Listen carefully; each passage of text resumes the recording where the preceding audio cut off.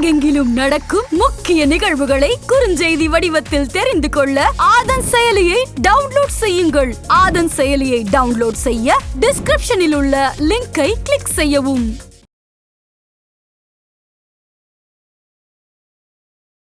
மகளிர் நல திட்டங்கள், பழங்குடியின மக்கள், கிராமப்புற சாலைகள் மேம்பாட்டு திட்டங்கள், நீர்ப்பாசன வசதிகள், சாலை வசதிகள், தெருவிளக்கு வசதிகள், இது மாதிரி எண்ணில்லாத பல்வேறு திட்டங்களை கொண்டு வந்திருக்காங்க. நிதிஷ்குமார் கட்சி மாறுவது இது புதுசு கிடையாது. அப்ப அவர் மாறாம இருந்தா நல்லவராயிருவாரா? கலைஞர் முதலமைச்சராகின்ற போது ஒரு சட்டமன்ற தேர்தலும் ஒரு பார்லிமெண்ட் தேர்தலும் பிஜேபி தான் கூட்டணி வச்சாங்க. பாஜக கொள்கையோடு இருக்கின்றது, எதிர்க்கட்சிகள் கொள்ளையோடு இருக்கின்றன. கொள்ளை பெரிதா கொள்கை பெரிதா என்றால் இந்தியா மக்களுக்கு இப்போது கொள்கைதான் பெரியது. கொள்ளையை நம்பி இருக்கிறவர்கள். விசலட்சுமன் கோவில் பக்கத்திலேயே அந்த ஞானவாபி இஸ்லாம் கோவில் இருக்குது. அதுக்குள்ள போலீஸ் பாதுகாப்பு கடுமையா இருக்குது. அங்க நீங்க அந்த கோயில்ல நீங்க பேனா கூட கொண்டு போக அனுமதி கிடையாது. திருப்பதியில கூட நீங்க பேனா கொண்டு போகலாம். அந்த காசி விசலாட்சி கோவில்ல வழிபாடு பண்றது ஒரு மன நிம்மதிக்காக, மன நிறைவுக்காக தான் நம்ம போய் வழிபாடு பண்றோம். அதுலயே பாத்தீங்க அப்படின்னா இவ்வளவு ஒரு பதட்டத்தோட, இவ்வளவு ஒரு பயத்தோட, எந்த நேரத்தில் என்ன ஆகுமோன்ற ஒரு பதட்டத்திலேயே ஏன் மக்களை வச்சிருக்கோம்? இந்த பதட்டத்தை ஏற்படுத்தியது காங்கிரஸ் கட்சிக்காரங்க தான். நீங்க வட இந்தியாவில் முகலாயர்கள் ஆட்சி செய்த இடத்துல எல்லாமே பார்த்தீங்கன்னா ஹிந்து தெய்வங்களையும் கோயில்களை அடித்து உடைத்து அங்குள்ள ஹிந்து மக்களை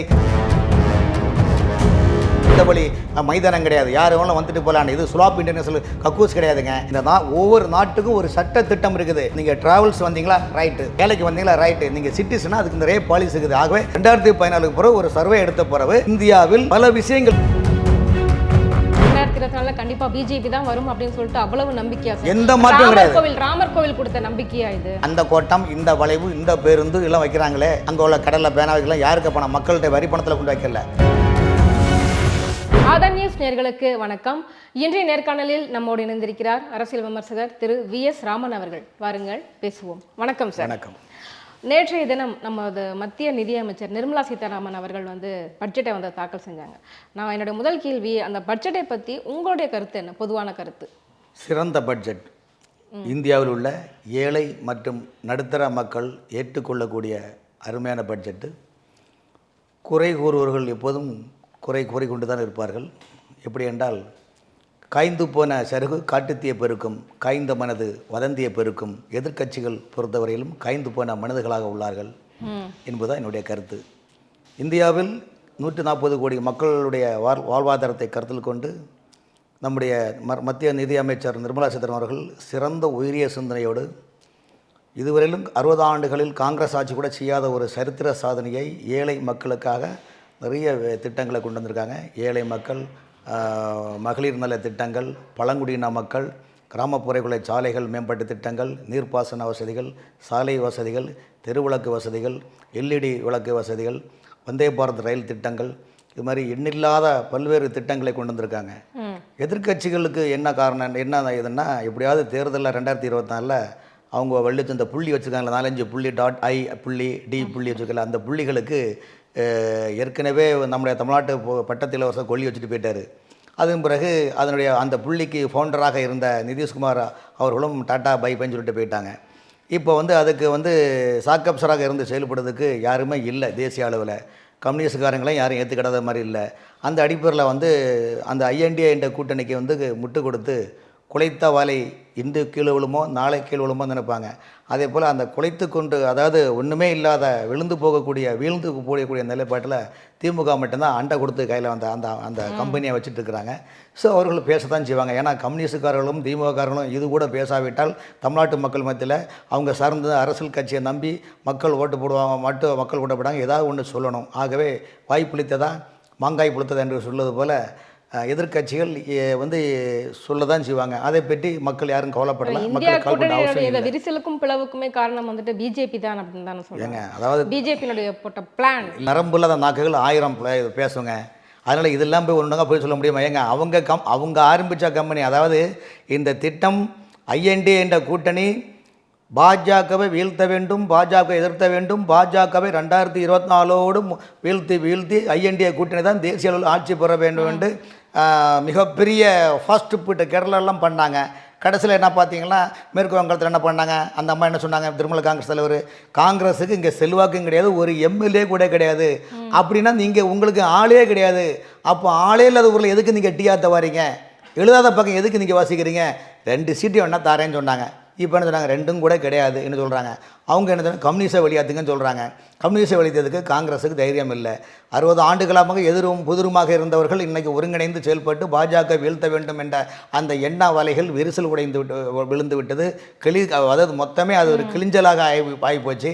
அந்த அடிப்படையில் பார்க்கும்போது அதில் இருந்த ஒன்றே ஒன்று கண்ணே இருந்த அந்த ஐஎன்டிக்கு ஸ்பெனல் கார்டாக இருந்த நிதிஷ்குமார் அவர்களும் டாடா. இத்துடன் இன்றைய செய்தி அனைத்தும் முடிவடைந்தன. எமது அடுத்த செய்தி கொள்ளப்பருப்பு 2024 பார்லிமெண்டில் தேசிய கூட்டணியோடு என்டிஏவோட செயல்படும் சொல்லி டாட்டான்னு சொல்லிட்டு போயிட்டாங்க. அவர் நிதிஷ்குமார் கட்சி மாறுவது இது புதுசு கிடையாதுல்ல, அவர் ஏற்கனவே 9 முறையே மாறி இருக்காரு. சரி, அப்போ அவர் மாறாமல் இருந்தால் நல்லவர் ஆயிடுவாரா? அரசியலில் ஒரு விஷயங்களை நிரந்தரம் இப்போ நீங்கள் இதே கருத்தை சொல்கிறேன். கலைஞர் முதலமைச்சராகின்ற போது ஒரு சட்டமன்ற தேர்தலும் ஒரு பார்லிமெண்ட் தேர்தலும் பிஜேபி தான் கூட்டணி வச்சாங்க. இன்றைக்கி காங்கிரஸோட கூட்டணி வச்சுருக்கிறாங்க. ஆகவே அரசியலை பொறுத்தவரையும் நம்முடைய நாட்டில் நிரந்தர நண்பனும் இல்லை, நிரந்தர பகைவனும் இல்லை, கொள்கையும் இல்லை, கோட்பாடும் இல்லையான ஒரு நிலைப்பாடு இருக்கின்றது. ஆனால் பாஜக கொள்கையோடு இருக்கின்றது, எதிர்க்கட்சிகள் கொள்ளையோடு இருக்கின்றன. கொள்ளை பெரிதா கொள்கை பெரிதா என்றால் இந்தியா மக்களுக்கு இப்போது கொள்கை தான் பெரியது. கொள்ளையை நம்பி இருக்கிறவர்கள் ஐஎன்டிஏ கூட்டணிகள், கொள்கையை நம்பி இருக்கிறவர்கள், ராமபுரானை நம்பியிருக்கிறவர்கள், ராமபுரான் தான் கிராம ராஜ்யம் என்று நம்பியிருக்கிறவர்கள் இந்தியாவில் பாஜக கூட்டணி தான் என்பது என்னுடைய கருத்து. எது உங்கள் கொள்கை? இந்துத்துவா மட்டும்தான் உங்கள் கொள்கையா? நீங்கள் உலக அளவில் ஒரு சர்வே எடுத்து பாருங்கள். எல்லா நாட்டிலையும் அந்த நாட்டுக்கு ஒரு மதத்தினுடைய ஒரு சின்னமானதான் அரசு ஆட்சி நடக்கின்றன. இந்தியாவில் காங்கிரஸில் காந்தியும் நேருவும் பிரிட்டிஷாரும் சேர்ந்து 3 பேரும் சேர்ந்த ஒரு சதி வலையினால்தான், சதி பின்னில்தான் இந்தியாவில் பெரும்பான்மை மக்களுக்கு ஒரு முக்கியத்துவம் இல்லாத ஒரு நிலைப்பாடாக உருவாக்கி விட்டார்கள். அன்றைக்கி சர்தார் வல்லபாய் பட்டேலுக்கும் நேருவுக்கும் ஓட்டெடுக்க நடக்கின்ற போது ஓட்டர்ஸ் போட்டது அதிகமாக சர்தார் வல்லபாய் பட்டேல் தான் பிரதமராக ஆக வேண்டும்னு நிலைப்பாடு பண்ணாங்க. ஆனால் காந்தியும் நேருவும் பிரிட்டிஷாரும் சேர்ந்தான் நேருவை பிரைம் மினிஸ்டர் ஆகினாங்க. ஆகவே அன்று முதல் காங்கிரஸ் 2014 வரைக்கும் இந்தியாவில் பெரும்பான்மை மக்களுடைய சின்னங்களையும் சமயங்களையும் சின்னங்களையும் தலைவர்களையும் சிதலமடைந்து எப்படிலாம் செயல்பட வேண்டுமோ அந்த அளவுக்கு செயல்பட்டாங்க. ஸோ இன்றைக்கு உள்ள நிலைமை என்னென்னா, இந்தியாவில் பார்த்திங்கன்னா இன்றைக்கு இப்போ நம்மளை சுற்றி இருக்கிற அண்டை நாடுகள் பாகிஸ்தானில் பாருங்கள், வங்காளதேசில் பாருங்கள், ஆப்கானிஸ்தானில் பாருங்கள், அவங்க உள்ள இஸ்லாமியர்களுக்குள்ளே ஒற்றுமை கிடையாது. அவங்களுக்குள்ளே எவ்வளோ உள்பிரிவு இருக்குது, பஞ்சம் பசி பட்டினி என்ன நினைக்கிறாங்க. ஆனால் இந்தியாவில் பார்த்திங்கன்னா எல்லா மதத்தவர்களும் ஒற்றுமையாக இருக்கின்றார்கள். வேற்றுமையில் ஒற்றுமை கண்ட நம்முடைய நாட்டில் எல்லா மதத்தவர்களும் இங்கே எல்லா மதமும் எல்லா பதவிகளும் இருக்கின்றது. இவ்வளோ தூரம் வேற்றுமையில் ஒற்றுமைன்னு சொல்கிறீங்க. இப்போ பார்த்தீங்க அப்படின்னா ராமர் கோயில் கட்டினாங்க, அது 500 ஆண்டு கால போராட்டம், அது ஓகே, அது இருக்கட்டும். இன்னொரு பக்கம் பார்த்தீங்கன்னா ஞானவாபி மசூதி, இந்த மசூதியில் பார்த்தீங்க அப்படின்னா இந்துக்களுக்கு வழிபட அனுமதி அப்படின்னு சொல்லியிருக்காங்க. ஸோ இந்த பக்கம் பார்த்தீங்க அப்படின்னா பழனி கோவிலில் வேற்று மதத்தினருக்கு, கடவுள் நம்பிக்கை இல்லாதவர்களுக்கு அனுமதி இல்லை அப்படின்னு சொல்லியிருக்காங்க. இந்த பக்கம் மசூதிக்குள்ள வழிபாடு நடத்தலாம். இது எவ்வளவு பெரிய முரண்பாடு சார்? இதை நீங்கள் தமிழகத்தில் இந்து சமய அறநிலையத்துறை என்பது பாஜக ஆட்சி நடத்தலைங்க தமிழ்நாட்டில். ஸோ பாஜக கருத்துக்கள் தான் சொல்ல முடியும். ஆகவே இது திராவிட முன்னேற்ற கழகம் அல்லது அதிமுக 2 கட்சி தான் 1967 இன்னைக்கு அவங்க தான் ஆட்சி. இந்த கருத்து சரியா? இந்து கோயிலுக்குள்ள மாற்று மதத்தினர் வரக்கூடாது அப்படின்னு சொல்ற கருத்து சரியா? அதாவது இதை இந்து சமய அறநிலையத்துறை தான் சாஸ்திர சம்பிரதாயங்களை தீர்மானம் செய்ய வேண்டும். உங்களுடைய கருத்து என்னன்னு கேட்கிறேன். இது இந்த கருத்து சரியா கேட்கிறேன். திருப்பதியில் மாற்று மதத்தை சார்ந்தவங்க போக தான் செய்கிறாங்க. ஆனால் அங்கே ஒரு புக் இருக்குது. அந்த புக்கில் நீங்கள் எங்கே இருந்தீங்க, எங்கே வாரீங்க, எதுக்கு போகிறீங்கன்னு தன்னுடைய டோட்டல் பயோடேட்டா, ஆதார் கார்டு மாதிரி ஒரு டோட்டல் அஜெண்டா, அந்த பயோடேட்டா அதில் நீங்கள் எழுதிட்டு தான் நீங்கள் போகணும். அது ஜனாதிபதி அப்துல் கலாம் அவர்கள் ஜனாதிபதி இருந்தபோது கூட அப்படி தான் திருப்பதியில் போனாங்க. ஸோ இந்து மத கோயிலுக்கு வரும்போது மேட்டு மதத்திற்கு வரும்போது சில சம்பிரதாயங்கள் இருக்கின்றது. அந்த சம்பிரதாய மரபுகளை பின்பற்றி சென்றால் போகலாம் என்பது நிலைப்பாடு. இப்போ நீங்கள் காசியில் ஞானவாபி இது கோயில் வந்திருக்கீங்க. அங்கு தொல்லியல் துறை என்ன சொல்லுது? தமிழ் அகராதி வரலாறு இருக்குது, தெலுங்கு இருக்குது, இந்தியாவில் உள்ள எல்லா மொழிக்கான வரலாறு, சரித்திர சான்றிதழ், கல்வெட்டு இருக்குது. ஸோ சான்றிதழ் என்பது ஒரு முக்கியம். இப்போ நீங்கள் ஒரு இடத்துல போகிறீங்கன்னா, ஒரு வேலைக்கு போகிறீங்க அல்லது ஏதோ ஒரு அப்பாயின்மெண்ட் போகிறீங்க, இல்லை வெளிநாடு போகிறீங்களா, பாஸ்போர்ட் மட்டும் இல்லை, அதான சம்பந்தமான எல்லா இதுவும் காட்டால் நீங்கள் அங்கே சம்மந்தப்பட்ட இடத்துக்கு நீங்கள் போக முடியும். ஆகவே அங்கே தொழில் ஆராய்ச்சியில் அந்த கோயில் இருந்ததுக்கான எல்லா வரலாறும் இருந்தது. அங்கே அந்த காலத்தில் ஆண்ட முகலாயர்கள் அங்கே உள்ள காசி விசாலாட்சி சிலையை மட்டும் இல்லை, காசில் நந்தி சிலையை கூட கிணத்துல தூக்கி போட்டிருக்காங்க. அங்கே போகிறதுக்கு பலி கூட ஒரு ஆள் தான் போக முடியும், இன்னொரு ஆள் எதிரில் வர முடியாது. அப்படி நெருக்கடி கொடுத்து அங்கே ஃபுல்லாக இந்துக்களுடைய மசூதியாக்கி கடுமையான போலீஸ் நெருக்கடிலாம் வச்சு அதுபுறம் நீதிமன்றத்தின் மூலமாக தான் மெல்ல மெல்ல ஹிந்து மதத்தை சேர்ந்த பெரிய பெரிய செல்வந்தர்கள் நன்கொடை செய்து கொஞ்சம் கொஞ்சமாக இடத்த வாங்கி இப்போ தான் அந்த காசி விசாலாட்சுமி கோயில் போகக்கூடிய நிலைப்பாடில் இருக்கின்றது. நான் அங்கு ஒரு சமீபத்தில் ஒரு 6 மாதம் தான் காசிலாம் போயிட்டு வந்தேன். அங்கே போயிட்டு வந்து பார்த்தீங்கன்னா அந்த விசாலாட்சிமன் கோவில் பக்கத்திலேயே அந்த ஞானவாபி இஸ்லாம் கோவில் இருக்குது. அதுக்குள்ளே போலீஸ் பாதுகாப்பு கடுமையாக இருக்குது. அங்கே நீங்கள் அந்த கோயிலில் நீங்கள் பேனா கூட கொண்டு போக அனுமதி கிடையாது. அந்த கோயிலில் நீங்கள் திருப்பதியில் கூட நீங்கள் பேனா கொண்டு போகலாம், செல்லு கொண்டு போகக்கூடாது. ஆனால் பேனா கூட நீங்கள் கொண்டு போகலாம். ஆனால் அந்த காசி விசாலாட்சி கோவிலில் பார்த்தீங்கன்னா ஒரு பேனா கூட அனுமதி கிடையாதுங்க. ஒரு பேப்பர் துண்டு கூட உள்ளே கொண்டு முடியாது. அந்த அளவுக்கு போலீஸ் செக்யூரிட்டினா அப்போ இந்த அளவுக்கு ஒரு சென்சிட்டிவான இடம். நீங்கள் பாருங்கள், காசி மட்டும் கிடையாது, பக்கத்தில் அனுமன் கோயில் இருக்குது, அனுமன் குண்டுன்னு இருக்குது. அந்த கோயிலை போனாலும் கூட எதுவுமே நீங்கள் உள்ளே கொண்டு முடியாது. இப்படி ஒரு சமய மதத்தை வழிபடுறதுக்கு இந்தியாவில், வட இந்தியாவில் நிறைய கிட்டத்தட்ட ஆயிரக்கணக்கான கோயில்களை மகளிர்கள் அடித்து உடைத்து வழிபாடு பண்றது வந்து ஒரு மன நிம்மதிக்காக, மன நிறைவுக்காக தான் நம்ம போய் வழிபாடு பண்றோம். அதுலயே பாத்தீங்க அப்படின்னா இவ்வளவு ஒரு பதட்டத்தோட, இவ்வளவு ஒரு பயத்தோட, எந்த நேரத்தில் என்ன ஆகுமோன்ற ஒரு பதட்டத்திலேயே ஏன் மக்களை வச்சிருக்கோம்? இந்த பதட்டத்தை ஏற்படுத்தியது காங்கிரஸ் கட்சிக்காரங்க தான்.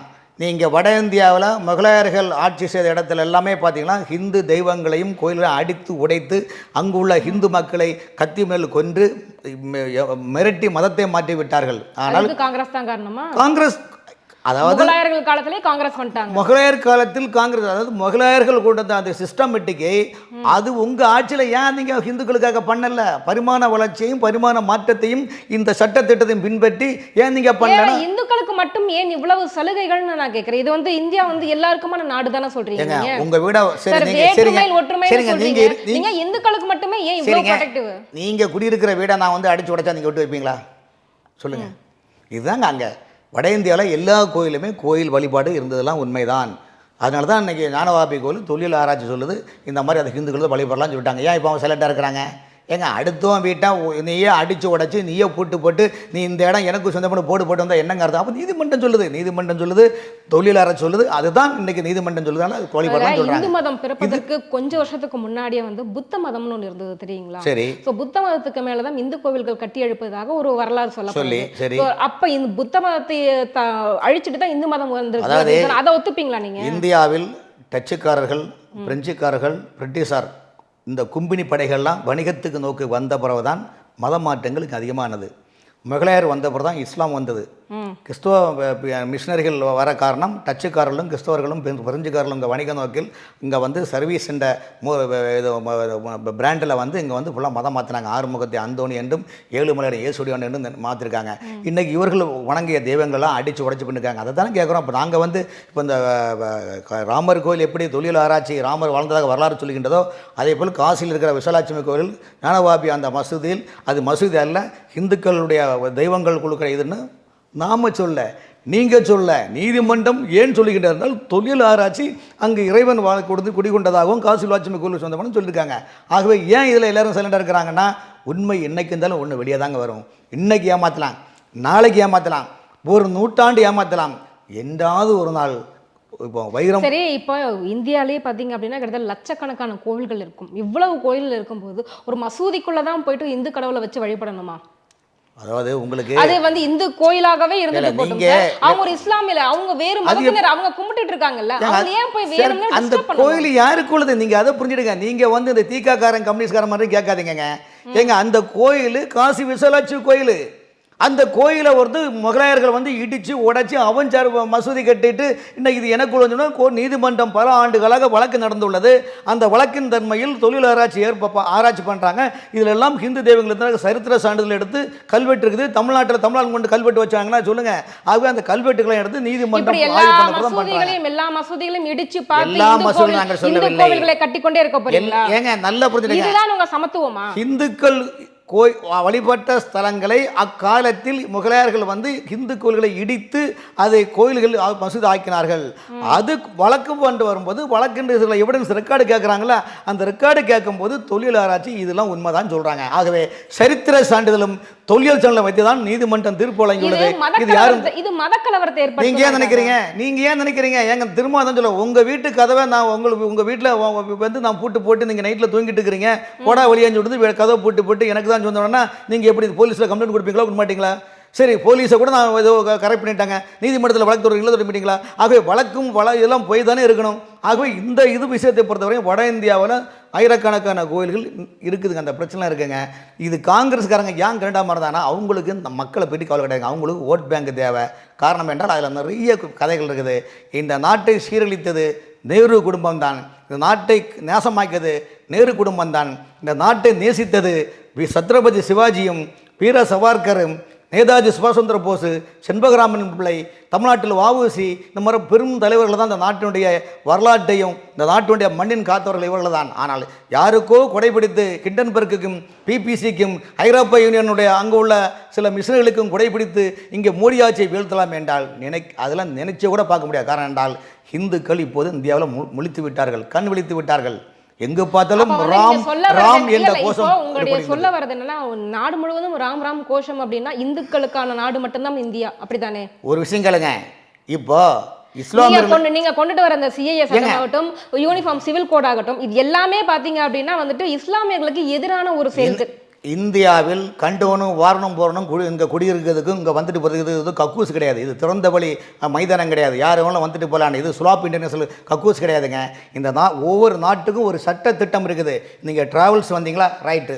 வேலைக்கு வந்தீங்களா, ரைட்டு. நீங்கள் சிட்டிசனா அதுக்கு நிறைய பாலிசி இருக்குது. ஆகவே 2014 பிறகு ஒரு சர்வே எடுத்த பிறகு இந்தியாவில் பல விஷயங்கள், இதெல்லாம் உங்கள்கிட்ட சில விஷயங்கள் வெளிப்படைய சொல்ல முடியாது. இன்றைக்கி மேற்கு வங்காளத்தில் திரிணாமுல் காங்கிரஸ் தலைவரான காங்கிரஸ் இவங்க மம்தா பானர்ஜி அவர்கள் ஏன் அதை எதிர்க்கிறாங்கன்னா, அங்கே வந்து பார்த்தீங்கன்னா பங்களாதேஷ்லேருந்து ஆப்கானிஸ்தான் கள்ளத்தனமாக குடியிருந்த ரோஹிங்கியர்கள் குடியிருக்கின்றார்கள், அது ஓட்டு வங்கியாக உருவாக்கிட்டார்கள், சிட்டிசனாக உருவாக்கி விட்டார்கள். ஆகவே அவர்களுக்கு அவருடைய ஓட்டு தேவை. இந்த நாட்டில் நீங்க எல்லாம் இப்படி சொல்றீங்களா? இல்ல நீங்க சிஏஏ சட்டம் அதுல கொஞ்சம் நல்லா டீப்பா பாத்தீங்கன்னா தெரியும்.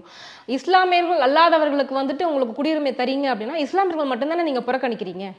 நீங்க நோக்கம் என்ன? இந்த நாட்டில் வாழ வேண்டுமானால் இந்த நாட்டிற்கு ஒரு சிட்டிசன் தேவை இருக்கு. சில சட்டத்திட்டங்கள், எல்லா சட்டத்திட்டம் ஒரு நாட்டில் நீங்க போனீங்கன்னா அந்த நாட்டுக்குன்னு ஒரு அஜெண்டா இருக்குது, ஒரு ஜியோ இருக்குது. அந்த ஜியோவில் கூட நீங்க வாழ முடியும். இப்போ மலேசியாவில் போய் நீங்கள் தான் தமிழ்நாட்டுக்காரன் போய் கொக்கரிக்க முடியாது, வந்தீங்களா போனீங்களா போயிட்டு அவ்வளோ முடிஞ்சு போச்சு. எல்லா நாட்டிலும் அப்படி தான். இன்றைக்கி 140 கோடி மக்கள் தொகைங்க. இன்னும் 25 ஆண்டுகள் கழித்தால் இந்தியாவில் நீங்கள் சவிதா என்ற பெயரை நீங்கள் சவிதாக வைக்க முடியாது, வேறொரு பேரில் தான் நீங்கள் வந்தால்தான் நீங்கள் வாழ முடியும். நிலைப்பாடு ஆகிவிடக்கூடாது என்பதுதான் சுவாமி விவேகானந்தர் சொல்லுவார். எழுமின் விளிமின் என்ற வார்த்தை சொல்வார். ஆகவே எழுமின் விளிமின் என்ற வார்த்தை, அதே வார்த்தை இன்று பிரதமர் போட்டு காட்டியுள்ளார். என்றால் இந்தியாவில் பெரும்பான்மை மக்கள் எதிர்காலத்தில் சுபேட்சமாக வாழ வேண்டும். இந்தியாவில் எல்லா மதத்தை சேர்ந்த மக்களும் அன்போடு வாழ வேண்டும், பண்போடு வாழ வேண்டும், அமைதியாக வாழ வேண்டும். ஆகவே திடீரென்று ஒருத்தர் இங்கே வந்து நானும் சிட்டுன்னு சொல்லி ஏமாந்து கொண்டு குடியிருந்தால் எதிர்கால கேள்விக்குறி. ஒரு பானை சோறுக்கு ஒரு கிளாஸ் பாலில் ஒரு சொட்டு விஷம்தான் மனிதனுடைய வாழ்க்கையை மாற்றக்கூடிய நிலைப்பாடு உருவாக்கக்கூடாது என்பதற்காக தான் அந்த சிஏஜே சட்டத்தை கொண்டு வந்து யாருக்கும் இன்றைக்கு உங்களுக்கு தெரியாது. 25 ஆண்டுகள் கழித்தும் போது இதனுடைய விடை என்னென்னு உங்களுக்கு அப்போ தெரியும். இன்றைக்கி உங்களுக்கு கசக்கும், நாளைக்கு உங்களுக்கு இனிக்கும். அதனால தான் சொல்கிறோம், இந்தியாவில் ஒரு ஒரு ஒரு கட்டடத்தை இது வந்து நாட்டினுடைய பாதுகாப்புக்கு நான் இல்லைன்னு சொல்ல வரல சார். வெளியிலேருந்து புலம்பெயர்ந்து வராங்க, இந்தியா நாட்டுக்கு அச்சுறுத்தல், ஒரு இறையாண்மைக்கு ஒரு பாதுகாப்பு நிலை இன்மை அப்படின்னும் போது இதை நாங்கள் அக்செப்ட் பண்ணிக்கிறோம். ஆனால் நீங்கள் கொண்டு வர அந்த சட்டமானது எல்லா மதத்தினருக்கும் ஏற்றுக்கொள்ளக்கூடியதாக இருந்தால் நாங்களுமே எதிர்க்க இந்தியாவில் யாரும் இதில் என்னன்னா இந்துக்கள், கிறிஸ்தவர்கள், பௌத்தர்கள், சமணர்கள், புத்தர்கள், ஸோ இந்த மாதிரியான மதத்தை சார்ந்தவர்களுக்கு நீங்கள் குடியுரிமை கொடுக்குறீங்க. ஆனால் இதே வந்து இஸ்லாமியர்களுக்கு அந்த குடியுரிமை மறுக்கப்படுது. அதுதான் எங்கள் கொஸ்டின் மார்க்காக இருக்குது. திரும்பவும் நான் சொல்றேன், உங்களுடைய நோக்கம் என்ன? இஸ்லாமியர்களுக்கு தான் வந்து அச்சுறுத்தல் தராங்கன்றீங்களா? உங்களுடைய நாட்டுக்கு பாதுகாப்பு இல்லை. ஒரு விஷயம் கேளுங்க, உங்களுடைய நோக்கம் என்ன? அதான் என்னுடைய கொஸ்டின். நான் கேட்கறது உங்களுடைய நோக்கம் என்ன? இந்தியாவில் எல்லா மதத்திலும் எந்த பிரச்சனையுமே இல்லை. அது கிறிஸ்தவ மக்களோ, சமணர்களோ, பௌத்தர்களோ, ஹிந்துக்களோ எங்குமே எதிர்ப்புகளை. இன்னும் சொல்ல போனால் இங்கு பாரம்பரியமாக இருக்கக்கூடிய இஸ்லாமிய மக்கள் மத்தியில் எந்த எதிர்ப்பும் இல்லை. பழமைவாத சில பயங்கரவாத சிந்தனையில் உள்ளவர்கள் மட்டும்தான் இதை எதிர்க்கின்றார்கள். அவர்களும் நிலைமையை புரிந்து விட்டார்கள். ஆகவே இதற்கு கண்ணு காது மூக்கு வைத்து பிரச்சனையை பெருசாக்க வேண்டாம் என்பது எங்களுடைய நிலைப்பாடு. ஆனால் தமிழ்நாட்டில் நாங்கள் கொண்டு விட மாட்டோம் என்று சொல்லக்கூடிய காரணம் என்றால், கேரளாவில் வாழக்கூடிய கம்யூனிஸ்ட் கட்சி இதுக்கு எதிர்ப்பில்லை. காரணம் அவர்களுக்கும் சூழ்நிலை புரிந்து விட்டது. ஆனால் 2024 இந்த இன்னும் 2 மாதத்தில் வரக்கூடிய பார்லிமெண்ட் தேர்தலில் ஒரு குறிப்பிட்ட சமூக மக்களுடைய ஓட்டுக்களை வாங்குவதற்காக தான் திமுகவும் திமுக சேர்ந்த கூட்டணிகளும் விட மாட்டோம் அப்படி இப்படின்னு சொன்னால் சரி நான் சொல்லுகிறேன். முதல்ல நீங்கள் நான் தமிழ்நாட்டில் விட மாட்டேன்னு நீங்கள் சொல்கிறீங்களே, உங்களால் ஒரே ஒரு அறிக்கை கொடுக்க முடியுமா? அரசு எதற்கு இந்த சட்டம் மத்திய அரசு தீர்மானம் நிறைவேற்றுகின்றது. ஆகவே இந்த சட்டத்தால் பாதிக்கப்பட்ட மக்கள் அனைவரும் தமிழகத்தில் வாருங்கள் சொல்லி அறிக்கை கொடுக்க தயாராக சொல்லுங்க. நான் திரும்ப சொல்றேன், உங்களுக்கு புரியலன்னு நினைக்கிறேன். இந்த சட்டத்தை தமிழ்நாட்டில் நாங்கள் அமலுக்கு கொண்டு வர மாட்டோம் நீங்க சொல்றீங்க, ரைட்டு. நீங்க ஒரு அறிக்கை மட்டும் கொடுத்தா போதும். இந்த சட்டத்தால் இந்திய அளவில் பாதிக்கப்பட்டவர் யாராக இருந்தாலும் எங்களுடைய தமிழகத்தில் வந்து குடியிருங்கள் என்று சொல்லி அறிக்கை கொடுக்க தயாராங்க சொல்லுங்க. அப்போ என்னத்துக்கு இது ஓட்டு பேங்குக்காக ஒரு நாடகம். அவங்களுக்கும் தெரியும் எதுக்கு பண்ணுறாங்க என்ன பண்ணுறாங்கன்னு. அடுத்து நீங்கள் இவ்வளோ சொல்கிறீங்களே, இன்னைக்கு சொல்லக்கூடிய திமுக கூட்டணிகள் விரைவில் பாருங்கள் 2024 பாஜக மத்தியில் ஆட்சி அமைத்த பிறகு என்ன சொல்ல போகிறாங்க தெரியுமா? எங்களுக்கு கொள்கை வேறாக இருக்கலாம், ஆனால் மத்திய அரசோடு சுமூகமாக இணைந்து தமிழகத்தின் வளர்ச்சிக்காக நாங்கள் தொடர்ந்து குரல் கொடுப்போம் என்று நன்றியுடன் சொல்லிட்டு அவரோட நடக்கூடிய நாளேட்டிலே அறிக்கை வரும். வேணா பாருங்க. அப்படி அனுப்பல இடி அனுப்புவீங்களே? அப்படி ஏங்க மடியில் கணம் இருக்குங்க. நீங்க என்ன எல்லாமே ஓகே. எனக்கு என்ன டவுட்னா எல்லா பக்கமும் ஈடி போறாங்க, ஏன் இந்த குஜராத் ஊபி பக்கம்லாம் ஈடி போகவே மாட்டேங்கிறாங்க? மடியில் கணம் இருக்கணும்ல. அங்கெல்லாம் வந்து அப்படியே பரிசுத்தமான ஆட்சி. பரிசுத்தம் இல்லைங்க, நான் சொல்றேன். மற்ற மாநிலத்தில எல்லாம் ஆட்சி வருது மாறுது, 5 வருஷம் 10 வருஷம் டைம் டேபிள் மாதிரி மாறுது. ஆனால் தமிழ்நாட்டில் 67க்கு பிறகு இன்னைக்கு வரைக்கும் தேசிய கட்சி இங்கே கால் உண்ட முடியுதா? இவங்க என்ன தெரியுமா ஒப்பந்தம்? அதிமுகவும் திமுகவும் அம்பிகாவதியும் அமராவதியும் போல், லைலாவும் மஜ்னுவும் போல், துசுந்தரும் சகுந்தலையும் போல், இனிவை 40 போல், 10 பாட்டு 8 தொகை போல், பெரிய புராணம் கந்த புராணம் போல் இங்கே ஒற்றுமை இருக்கிறாங்க சார். ஏன்னா தேசிய கட்சி 67ஓட மூடியாச்சு, இங்கே வரக்கூடாது. காங்கிரஸ் நாங்கள் 5 சீட்டு கொடுப்போம். மக்கள் எடுக்கும் தீர்ப்பு சார். அப்படி கிடையாதுங்க. மக்கள் மத்தியில் தவறான ஒரு துண்டு பிரசுரம் பண்ணுற மாதிரி தூண்டுதல் பிரச்சாரம் செய்வதால் மக்களை மடைமாற்றுகின்றார்கள். அந்த மடைமாற்றம் எண்ணத்தை தான் இன்று அண்ணாமலை அவர்கள் மாற்றத்தை கொண்டு வந்துள்ளார்கள். வேல்யூம் 1 ஊழல் மேட்ரு, வேல்யூம் 2 ஊழல் மேட்ரு, வேல்யூம் 3 அடுத்து வேல்யூம் 4 போட போகிறாங்க. ஸோ இவர்களுக்கு எல்லாம் பிரச்சனைனா ஊழல் மேட்ரு வெளியே வருகின்றது. ஆகவே பாஜகவுடைய பிடியிலிருந்து நாம் தப்ப முடியாது, எல்லா மேட்ரும் வெளியே வருகின்றது. ஆகவே உள்ளே வெளியே வெளியே உள்ளே என்ற நிலைப்பாடை மனசில் வைத்துக்கொண்டு நிச்சயமாக பாருங்கள், இந்த பார்லிமெண்ட் தேர்தல் முடிந்த பிறகு 3வது முறை பிரதமர் மோடி ஆனவுடன் அறிக்கை அவர்கள் எப்படி அந்தல் பட்டி அடிப்பாங்கன்னா நான் சொன்ன மாதிரி தான். எல்லாம் நாங்கள் எங்கள் கொள்கையில் நாங்கள் விட்டு கொடுக்க மாட்டோம். ஆனால் மாநில அரசனுடைய வளர்ச்சிக்கு காரணத்தை மேற்கோள் காட்டி மத்திய அரசு இணக்கமாக நாங்கள் செயல்பட போகிறோம் என்று சொல்ல தான் போகிறாங்க. அதை நீங்கள் பார்க்க தான் போகிறீங்க. அப்போ நீங்கள் என்ன கூப்பிட்டு பேட்டி எடுக்க தான் போகிறீங்க. இல்லை 2024 கண்டிப்பாக பிஜேபி தான் வரும் அப்படின்னு சொல்லிட்டு அவ்வளவு நம்பிக்கையா? எந்த மாற்றம் கிடையாது. ராமர் கோவில் கொடுத்த நம்பிக்கையா இது? அதாவது ராமர் கோவில் வந்து உலகத்தில் ஒவ்வொரு ஹிந்துக்களுக்கு கூட நம்பிக்கை. அந்த நம்பிக்கை பாஜகவுடைய தேர்தல் மன்னிப்பு ராமர்கள் கேட்டுவோம் என்று சொன்னார்கள். அவர்கள் தமிழ்நாடு முழுவதும் இங்கே தமிழ்நாட்டில் உள்ள ஒரு சில என்ன பண்ணுறாங்க, அந்த கோட்டம் இந்த வளைவு இந்த பேருந்து எல்லாம் வைக்கிறாங்களே, அங்கே உள்ள கடலில் பேனா வைக்கலாம், யாருக்கு பணம்? மக்கள்கிட்ட வரி பணத்தில் கொண்டு வைக்கல. அதனால் பிரதமருடைய திட்டங்கள் பெரும்பான்மை மக்களுடைய மனநிலைகள் 5 மாநில தேர்தலில் 3 மாநிலத்தில் தனிப்பெரும் மெஜாரிட்டியாக பாஜக வென்றுள்ளது. தெலுங்கானாவில் 9 எம்எல்ஏ சீட்டும் மிகப்பெரிய வளர்ச்சி கண்டுள்ளது. கர்நாடகா மாநிலத்தில் சில குழப்பங்களை சரி செய்து இப்போது எடியூரப்பா அவருடைய மகனை தலைவர் ஆக்கியுள்ளார்கள். ஆகவே அங்கு வந்து ஒக்கிலே சமுதாய மக்களும் லிங்காயத்து மக்களும் ஒருங்கிணைந்து பாஜகவினுடைய பின்னால் வருகின்றார்கள். ஆகவே தேசிய அளவில் பாஜக மிகப்பெரிய எழுச்சி கண்டுள்ளது, தென்னகத்திலும் கண்டுள்ளதை காரணத்தில் தான் சொல்லுகின்றேன். இது மக்களுடைய நாடி பிடிக்கிறதால அங்கே சொல்கிறோம். பாஜக 400 சீட்டு இந்தியாவில் இந்த ட்ரிப்பு ஆட்சியில் பிடிக்கப் போகின்றது.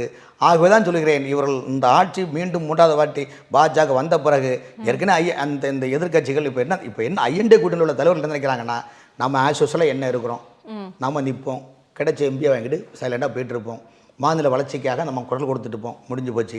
இந்த ஐஎன்டி என்ற பிராண்டை வச்சுட்டு போயிட்டா நமக்கு சும்மா தேவையில்லாம சும்மா கிடக்கிற சங்க ஊதி கிடைக்க எதுக்குன்னு இல்லை, கம்பெனியே காலிங்க. காலியான ஒரு கம்பெனிக்கு நீங்கள் எதுக்கு? அது ஒரு பெருங்காய டப்பா. ஆனால் மணக்கும் டப்பா தோணுச்சா பெருங்காயம் இருக்கிற அந்த மணத்துக்கு மணக்க தான் செய்யும். ஆனால் சரக்கு இல்லைங்க, சரக்கே கிடையாது. இன்னைக்கு ஐஎன்டி என்ற கூட்டணிக்கு ஒரே ஒரு கட்சினா அது திமுக தான் அங்கே இருக்கிற, வேறு அங்கே யாருமே கிடையாது. ஆகவே போகாத பக்கம் எதுக்கு? வாழே கிடையாது. நம்ம எதுக்கு அங்கே போய் டீ ஆற்றணும்? இதில் நம்ம கொஸ்டின் ஆரம்பிக்கும் போது நம்ம பட்ஜெட்டை பற்றி பேச ஆரம்பித்து வேறு பக்கம் வந்துட்டோம் தான் சொல்லணும். இப்போ அந்த பட்ஜெட்டுக்கே திரும்பி வரேன். இப்போ நிறைவேற்றின அந்த பட்ஜெட்டில் பார்த்தீங்க அப்படின்னா விலைவாசி உயர்வை பற்றி எதுவுமே பேசலை, அதை கண்ட்ரோல் பண்ணுறதை பற்றியும் எதுவும் பேசலை. பெட்ரோல் டீசல் விலையேற்றம் அதை குறைப்பதற்கான நடவடிக்கை அதை பற்றியும் எதுவுமே பேசலை. ஏழை மக்களுக்காக ஒரு நலத்திட்ட உதவிகள் வரும்னு எதிர்பார்த்தாங்க, அது சம்மந்தமாகவும் எதுவுமே வரல. ஸோ தமிழக முதல்வர் ஸ்டாலின் சொன்ன மாதிரி இது வெற்று பட்ஜெட்டு அப்படின்னு சொல்லியிருக்காரு. நான் திரும்பவும் சொல்கிறேன், நீங்கள் சொல்கிறது திரும்பவும் சொல்கிறேன், எதிர்கட்சிகள் இதில் சொல்ல தான் செய்வாங்க. அதாவது என்னென்னா பூனை கண்ணை மூடிக்கொண்டால் மியாவ் மியாவ் மியாவ் மியாவுன்னு நீங்கள் நினைக்கிறீங்க. அப்போ நான் என்ன பண்ண முடியும்னு சொல்லுங்க. வந்து மத்திய அரசு ஒரு விஷயம் கேளுங்க, ஒரு ஆட்சி நடந்துட்டு இருக்குது, கடைசி பட்ஜெட் போடுறாங்க. அப்படி இருக்கின்ற நேரத்தில் மக்களுக்கு சாதகமாகவும் அனைத்து தரப்பட்ட மக்களும் ஏற்புடைய பட்ஜெட் தான் போடுவாங்க. அது மாநில அரசாங்கம் சரி, மத்திய அரசாங்கம் சரி. விலைவாசி உயர்வை பற்றி பேசவே இல்லை. விலைவாசி ஏங்க நீங்கள் எடப்பாடி உணவுப் பொருட்களுடைய உற்பத்தி விலை வந்துட்டு 7.7% உயர்ந்திருக்கு. அதை பற்றி ஏதாவது பேசுனீங்களா? ஆமாங்க ஏங்க ஆமாங்க. அதாவது இப்படி கேளுங்க, பிரதமர் என்ன சொன்னார் பார்த்தீங்களா? இப்போ துண்டு பட்ஜெட் போட்டிருக்கோம், விரிவான பட்ஜெட் 2024 புதிய அரசாங்கம் எங்களுடைய ஆட்சியில் போடுன்னு சொல்கிறோம். இதுவரைக்கும் இந்தியாவிலேயோ அல்லது மாநிலத்திலேயோ ஃபைனல் பட்ஜெட்டு போடும்போது எங்கள் அரசாங்கம் அடுத்த முறை வரும்னு யாரும் சொன்னது கிடையாது. ஆனால் பிரதமர் என்ன சொல்கிறாரு, நிறைவான பட்ஜெட் அடுத்த ஆட்சியில் நாங்கள் போடுறோன்னு சொல்லியிருக்காங்கன்னா நம்பிக்கை எப்படி இருக்குது பாருங்கள். கடந்த ஆண்டு சுதந்திர தினத்துக்கு ஆண்டு மல்லிகார்ஜுன கார்கே என்ன சொன்னார், டெல்லி செங்கோட்டையில் இதுதான் கடைசி குடியாத்துவார்னு சொன்னார். அப்போ நாங்கள் ஒரு தொலைக்காட்சியில் சொன்னோம், அடுத்த ஆண்டும் பிரதமர் செங்கோட்டையில் குடியாத்துவார். ஆனால் காங்கிரஸ் கட்சி மல்லிகார்ஜுன கார்கே கட்சி ஆஃபீஸ்லேயும் அவர் வீட்லேயும் ஆற்றுவாருன்னு சொன்னோம். ஸோ நாங்கள் நம்பிக்கையில் அப்போ பிரதமர் அவர் சொன்ன நம்பிக்கை இருக்குது. அதே போல் நிறைவான மீதி பட்ஜெட்டை புதிய அரசாங்கம் வந்து நாங்கள் போடுவோம்னு சொல்லும்போது என்ன, நாங்கள் வருவோம், மக்கள் எதிர்பார்க்கும் அளவுக்கு மீண்ட அழகான பட்ஜெட்டை போடுவோம் என்று சொல்லியிருக்காரு. மாட்டேன்னு சொல்லவே இல்லையே. இதுவே உங்களுக்கு நிறைவு தானே? இல்ல நான் இதுவே உங்களுக்கு நிறைவு தானேங்க. விலைவாசி உயர்வுக்கும் பெட்ரோல் டீசல் பத்தியும் இந்த பட்ஜெட்ல பேச விலைவாசி உயர்வு பெட்ரோல் 10 ரூபாய் குறைச்சிருக்காங்க. ஆட்சி பிடிப்பது பத்தி மட்டும் தான். ஆமாங்க, 10 ரூபாய் பெட்ரோல் குறைச்சிருக்காங்க. ஆனா தமிழ்நாடு அரசுக்கு கடை வந்து டாஸ்மார்க்கா 10 ரூபாய் ஏற்றிருக்குது. நீங்க தமிழ்நாட்டுடைய நிலைமையை பாருங்க. ஆட்சி வந்த பிறகு விலை ஏற்ற மாட்டேன்னு சொன்னீங்களா? அத்தியாவசிய பொருள் டாஸ்மார்க்கா பெட்ரோலா? பெட்ரோல் விலை குறைச்சிருக்குல்ல, பெட்ரோல் விலை குறைச்சிருக்கோம்ல, 10 ரூபாய் குறைச்சிருக்கோம்ல. போன வாரம் தான் 10 ரூபாய் குறைச்சிருக்கோம். அதே எலெக்ஷன் வரத முன்னிட்டு குறைச்சிருப்பீங்க. 10 ரூபாய் எவ்வளவு ஏறி இருக்கு சார்? நீங்க 500 ரூபாய் ஏத்திட்டு 10 ரூபாய் குறைப்பீங்க சார்? இப்படி வந்தா அப்படி வரீங்க, அப்படி வந்தா அப்படி இல்ல. நீங்க வந்து 500 ரூபாய் ஏத்திட்டு 10 ரூபாய் குறைப்பீங்களா? எலெக்ஷன் வரதெல்லாம் குறைச்சிடுவீங்க விலை. ஒரு விஷயம் கேளுங்க, அங்க பெட்ரோல் கச்சா எண்ணெய் எல்லாம் சர்வதேச விலையை வச்சு தான் நிர்ணயம் பண்ணுறது. இது வந்து மத்திய அரசு நினைச்சா ஒன்றும் குறைக்க முடியாது. அவங்க கொடுக்கக்கூடிய அந்த நிர்ணய நிறுவனங்களுக்கு கொடுக்கக்கூடிய லிஸ்ட்டை வச்சு தான் பண்ணுறாங்க. ஆகவே இந்த பட்ஜெட்டை எல்லா தரப்பு மக்களும் ஏற்றுக்கொண்டார்கள்.